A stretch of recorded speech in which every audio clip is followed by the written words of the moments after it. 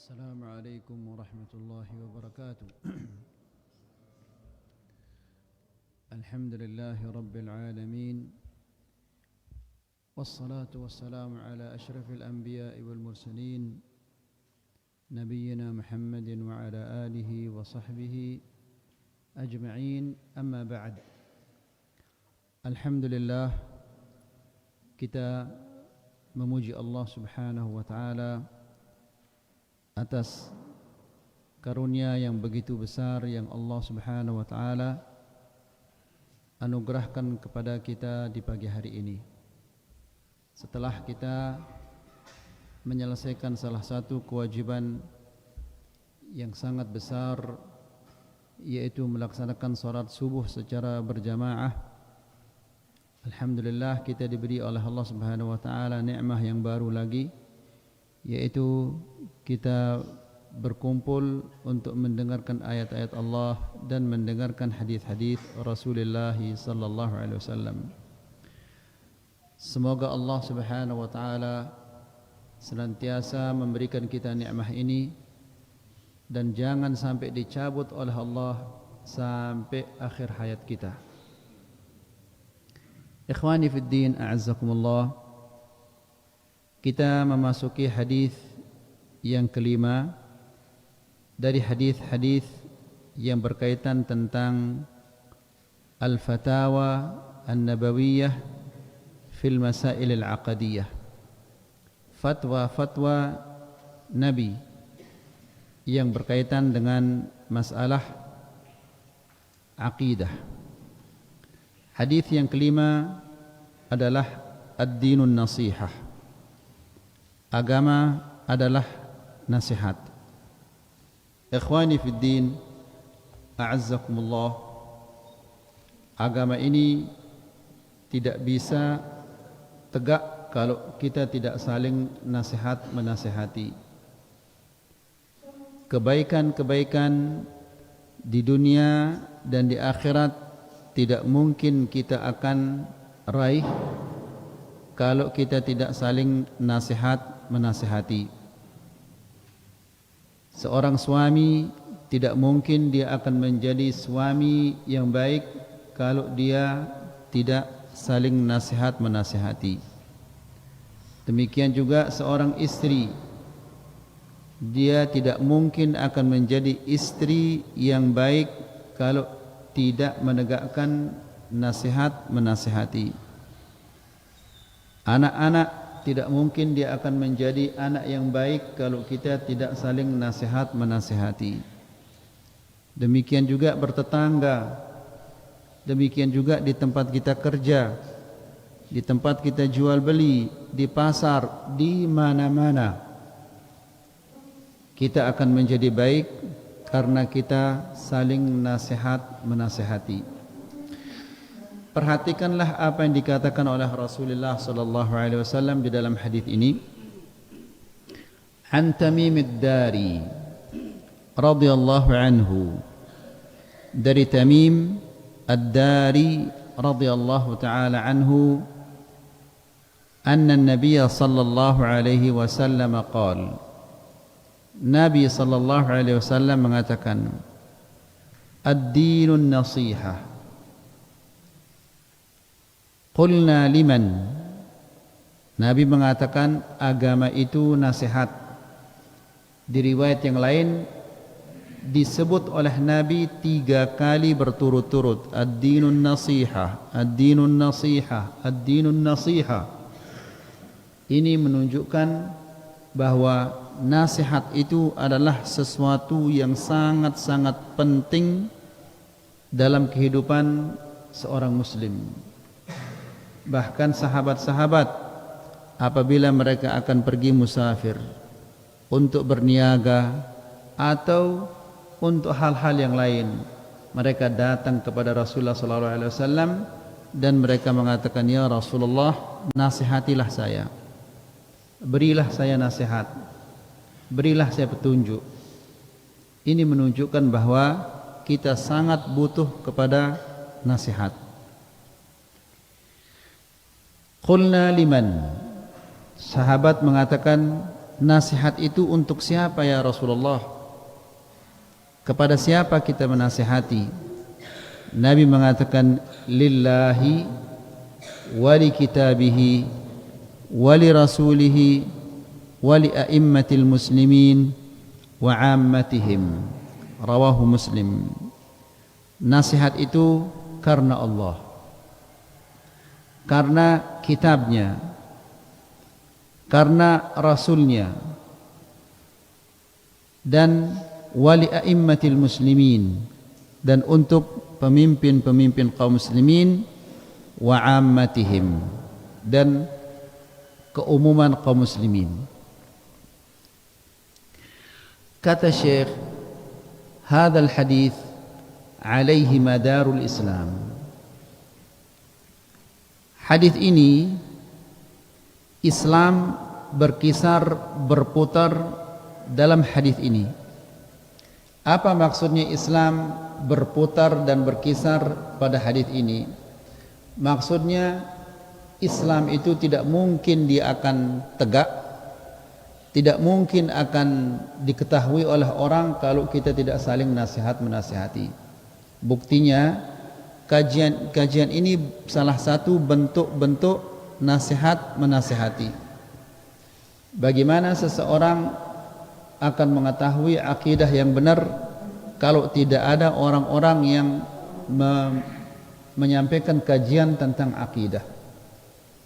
Bagaimana kaum muslimin akan mengetahui tentang salat kalau tidak ada orang-orang yang menyampaikan kajian tentang salat, tentang puasa, tentang zakat, tentang haji dan yang lain-lainnya?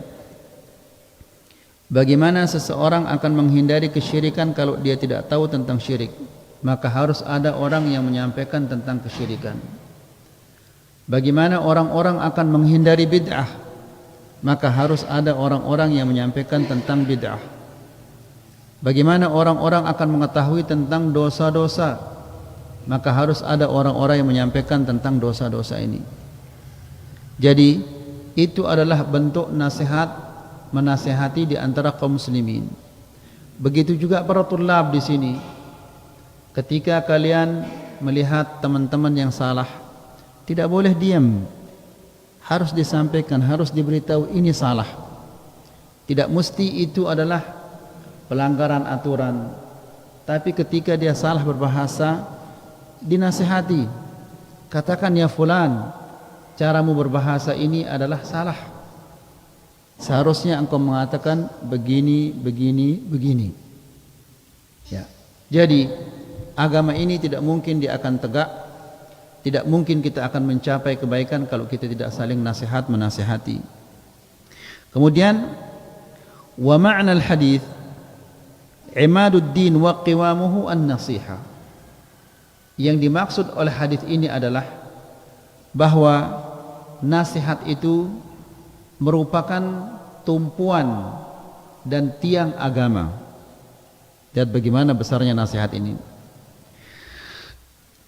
Qala Abu Amr ibn Salah.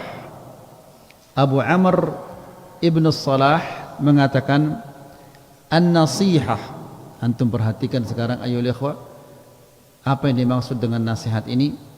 An-nasihah kalimatun jami'ah tatadammanu qiyaman nasihi lil mansuhi lah biwujuhil khair. Nasihat itu adalah kalimatun jami'ah, suatu kata yang mencakup keinginan baik orang yang menasihati untuk orang yang dinasihati.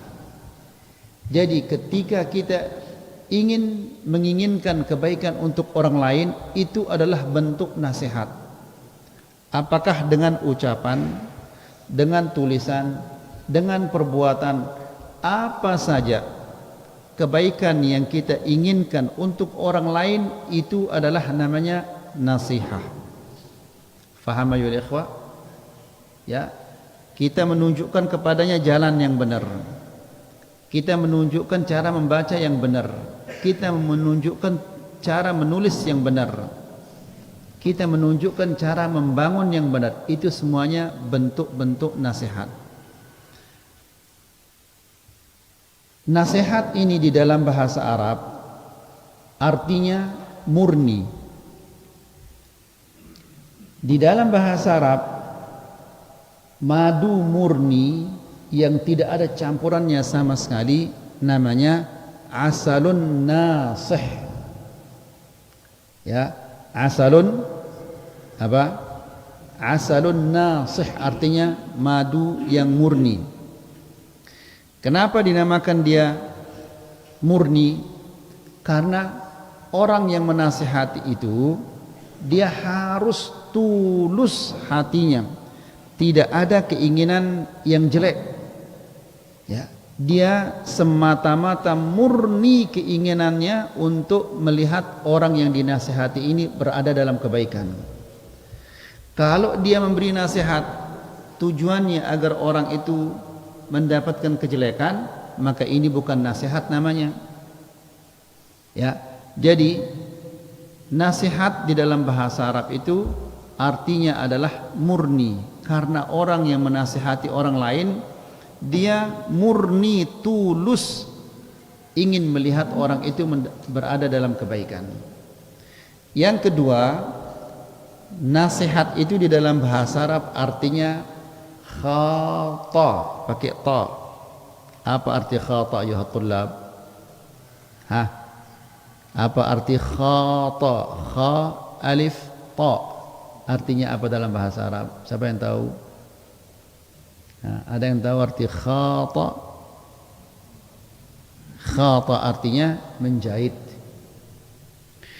Nasihat kok artinya menjahit?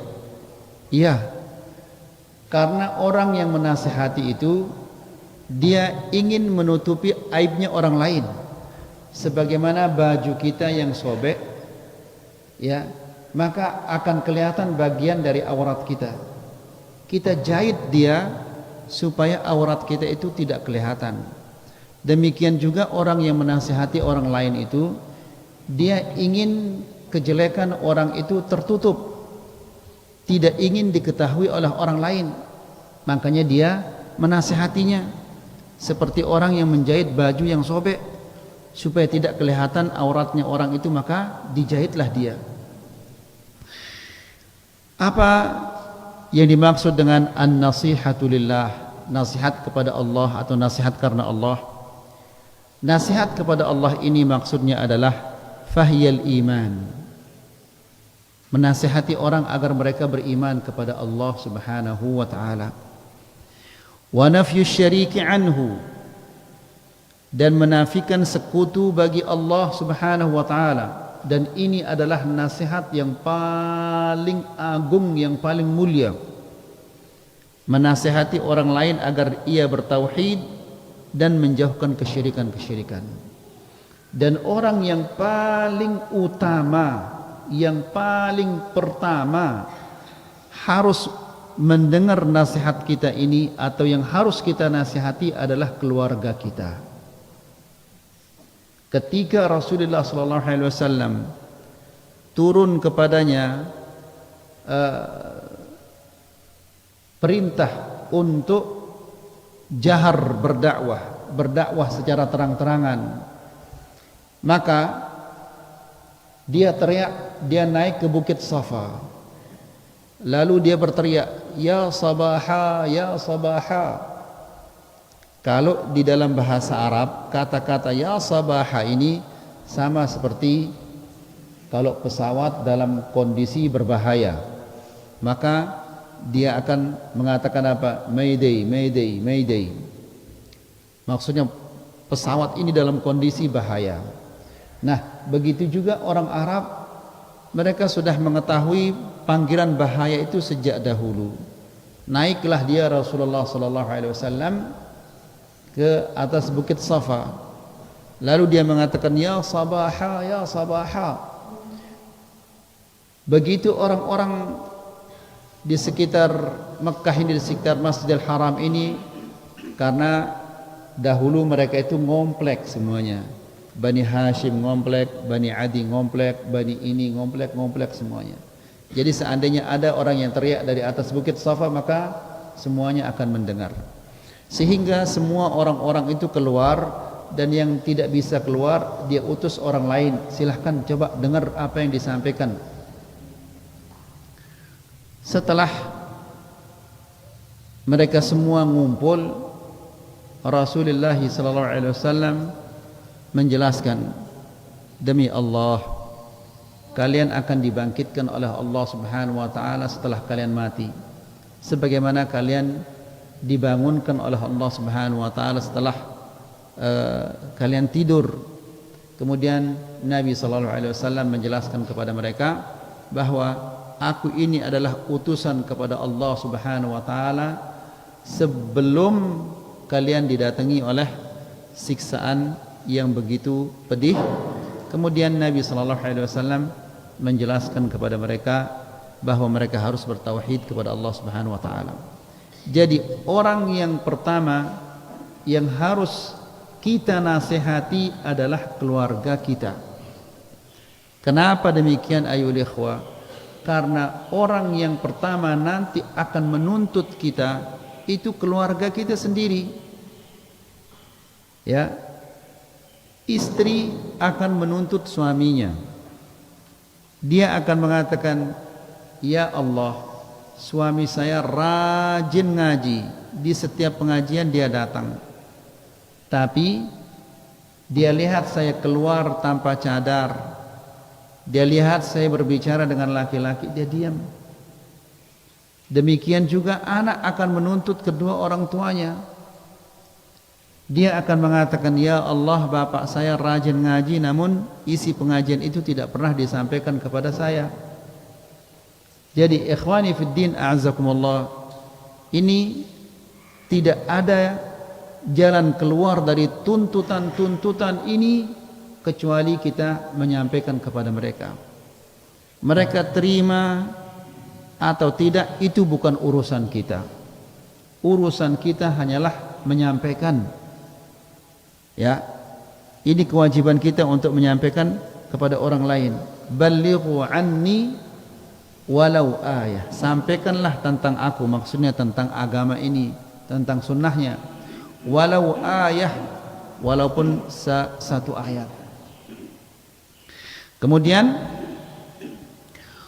wa wasfihi bi sifatil kamal, dan menasihati agar manusia mengetahui sifat-sifat Allah Subhanahu wa taala yang sempurna. Wal qiyam bi ta'atih, dan menasihati orang-orang lain agar senantiasa mereka taat kepada Allah Subhanahu wa taala dan tidak bermaksiat kepadanya. Wajtinabi ma'siyatih, dan menjauhkan maksiat-maksiatnya. Wal hubbi fih, dan saling cinta karena Allah dan benci karena Allah, dan bersyukur kepada Allah atas semua nikmah-nikmahnya ini. Nah, ikhwani fiddin azzakumullah, yang perlu kita tanyakan diri kita dan terus menerus menanyakan diri kita, sudah enggak kita praktekkan hadis ini?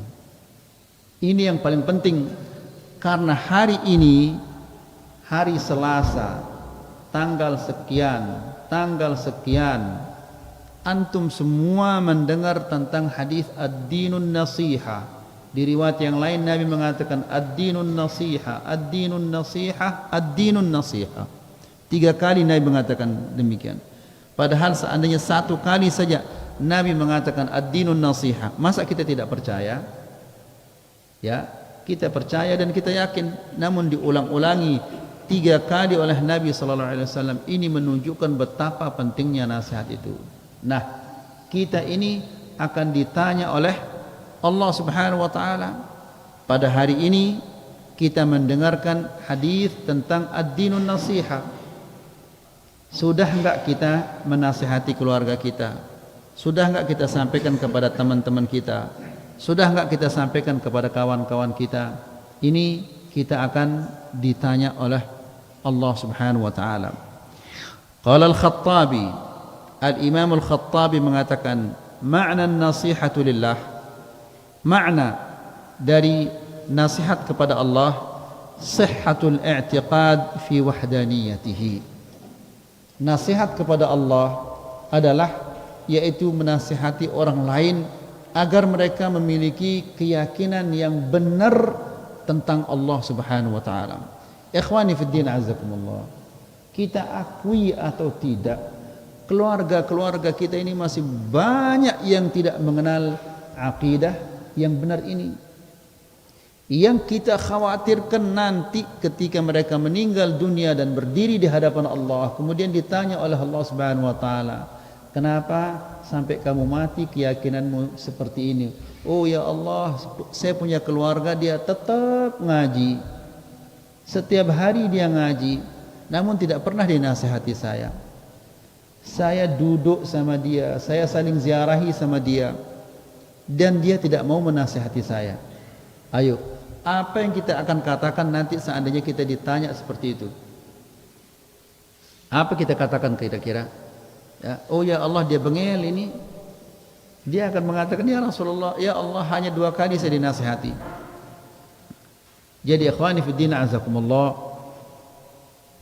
kita nasihati orang-orang, mereka terima alhamdulillah, enggak diterima itu urusan mereka dengan Allah Subhanahu wa taala. Wa ikhlasin niyyati fi ibadatihi. Nasihat kepada Allah juga artinya adalah mengajak orang-orang lain agar mereka senantiasa ikhlas dalam beribadah kepada Allah Subhanahu wa taala. Qala Ibnul Jauzi, Al-Imam Ibnul Jauzi mengatakan, "An-nasihatu lillahi azza wa jal", nasihat kepada Allah itu artinya adalah al-munadhalatu an dinih, berjuang menyampaikan agamanya dengan apa saja kita bisa. Ya, seorang pejabat silahkan dia menyebarkan agama ini melalui jabatannya. Yang punya harta silahkan dia sebarkan agama yang hak ini dengan hartanya. Yang pintar menulis silahkan dia sebarkan melalui tulisannya. Yang pintar memainkan IT namanya, yang pintar IT, ya, yang pintar IT silahkan disebarkan melalui IT. Ya, yang pintar ceramah silahkan sebarkan agama ini melalui ceramah-ceramahnya. Ya. Jadi nasihat kepada Allah itu, kata Al-Imam Ibnul Jauzi, al-munadhalatu an dinih wal mudafa'atu 'anil isyraki bihi. Nasihat juga yaitu mengajak orang untuk meninggalkan segala bentuk-bentuk kesyirikan. Jadi ikhwani fiddin azzakumullah, nasihat menasihat ini adalah salah satu bentuk dakwah. Allah Subhanahu wa taala berfirman di dalam Al-Qur'an, "Wa man ahsanu qawlan mimman da'a ila Allahi wa 'amila shalihan wa qala innani minal muslimin." Artinya adalah siapakah yang lebih baik ucapannya. Maksudnya tidak ada orang yang lebih baik ucapannya daripada orang-orang yang mengajak kepada Allah, ya, berdakwah kepada Allah. Wa man ahsanu qawlan mimman da'a ila Allah, dia berdakwah kepada Allah. Wa 'amila shalihan, dan melakukan amal-amal saleh. Wa qala innani minal muslimin, dan dia mengatakan sesungguhnya aku ini adalah orang-orang yang pasrah dan tunduk kepada Allah. Kemudian kata Imam Ibnul Jauzi, wa in kana ghaniyan an dhalik, padahal Allah Subhanahu wa taala tidak butuh kita menyebarkan agamanya ini. Ya, tidak butuh dari hamba-hambanya untuk disebarkan agamanya ini. Allah Subhanahu wa taala bisa saja membuat semua manusia ini menjadi orang yang bertauhid. Bisa Allah Subhanahu wa taala. Itu adalah sesuatu yang gampang bagi Allah Subhanahu wa taala. Allah hanya tinggal mengatakan kun, dan apa yang dikehendaki oleh Allah Subhanahu wa taala akan terjadi.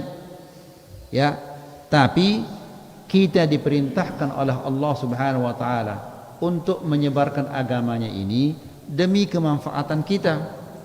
Kita diperintahkan oleh Allah untuk solat. Apakah Allah akan mendapatkan manfaat dari solat itu? Tidak sama sekali. Kita diperintahkan puasa, kita diperintahkan untuk membayar zakat, kita diperintahkan untuk haji, kita diperintahkan untuk berkorban, berbakti kepada kedua orang tua. Apakah Allah butuh kepada semua itu? Tidak. Bahkan seandainya kita semua yang ada di dunia ini menjadi orang kafir, Allah Subhanahu wa taala tidak butuh kepada kita. In takfuru fa innallaha ghaniyyun 'ankum. Kemudian apa? Wala yarda li'ibadihi al-kufr. Wa in tashkuru yardahu lakum.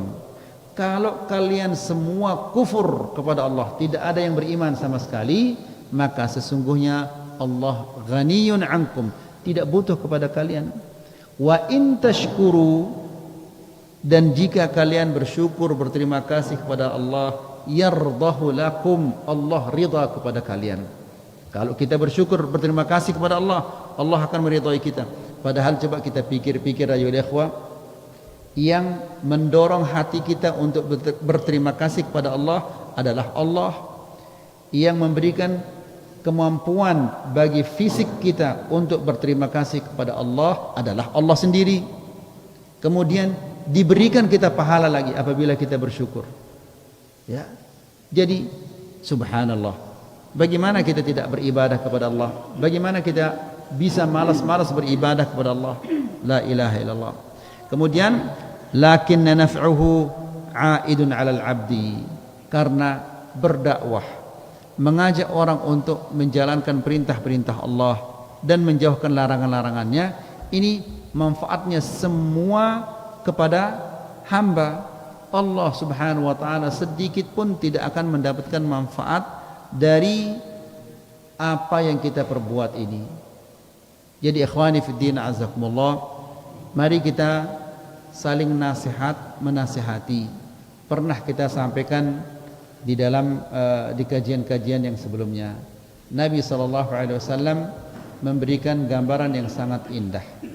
Nabi mengatakan perumpamaan orang-orang yang bermaksiat kepada Allah dan orang-orang yang menegakkan agama Allah ibarat suatu kaum yang naik ke kapal. Ada sebagian mendapatkan bagian atas, ada yang mendapatkan bagian yang di bawah. Yang di bawah ini apabila mereka akan mengambil air atau mengambil keperluan, mereka naik ke atas. Lalu salah seorang di antara mereka, kenapa kita tidak lubangi saja bagian kita yang ada di bawah ini, supaya kita tidak mengganggu saudara-saudara kita yang di atas? Bagus apa enggak niatnya ini? Bagus apa enggak niatnya ini? Bagus niatnya. Dia tidak ingin mengganggu saudara-saudaranya, tapi dia salah.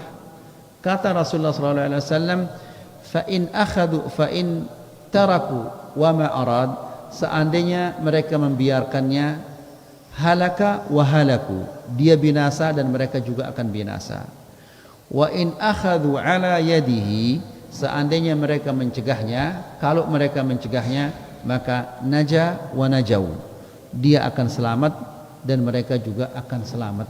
Begitu juga kalau kita saling nasihat menasihati, ya, maka kita akan selamat, mereka juga akan diselamatkan oleh Allah Subhanahu wa taala. Mungkin ini saja yang bisa kita sampaikan, semoga bermanfaat. Wassallallahu ala nabiyyina Muhammad walhamdulillahi rabbil alamin. Jika ada 1-2 pertanyaan berkaitan tentang materi yang kita sampaikan ini yang ditanya